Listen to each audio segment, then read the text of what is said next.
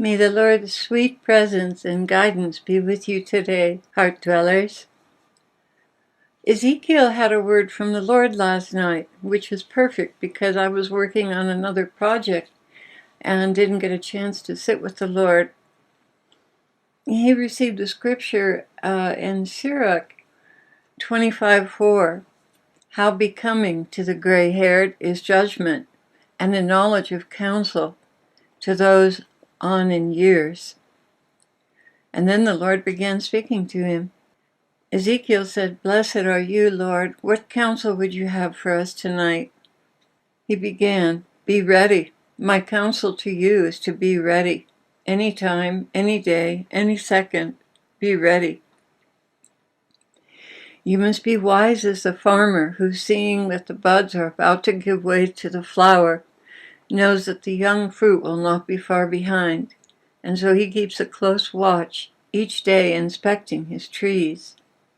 He knows that once the adolescent fruit begins to show itself more and more, that the colors and fragrances will begin to attract the worms and the birds. As both of these enemies present a simultaneous threat, he must work long into the day, spraying, netting, covering, lest these predators come in the earliest morning, when they are barely visible against the dimly lit orchard.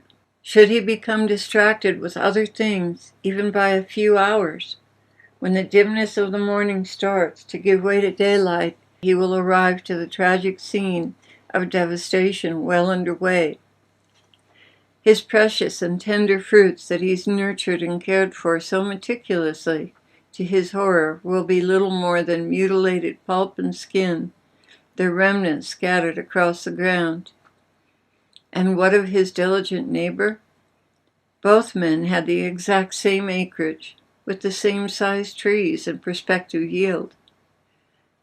The farmer who kept his mind on his critical window, knowing from past experience that the crushing plague of birds and insects could strike with lightning speed overnight, never lost a second of time. Working even into the late hours of the night by headlamps, he made sure that every tree was sprayed and netted properly until he had finished his whole orchard.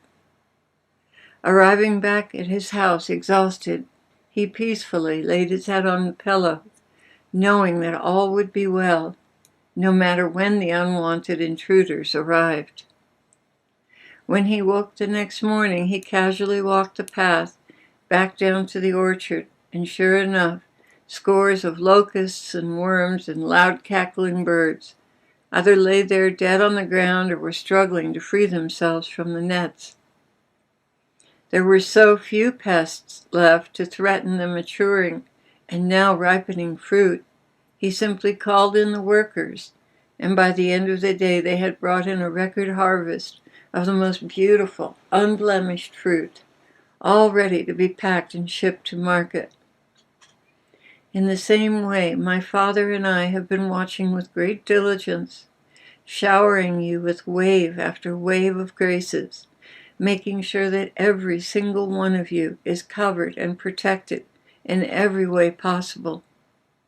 Now, when the time is absolutely precise, the Father will give the signal, and he who is appointed will shout, and in an instant, in the twinkling of an eye, with the blast of the trump of God, I will call to my bride, saying, "Come up hither."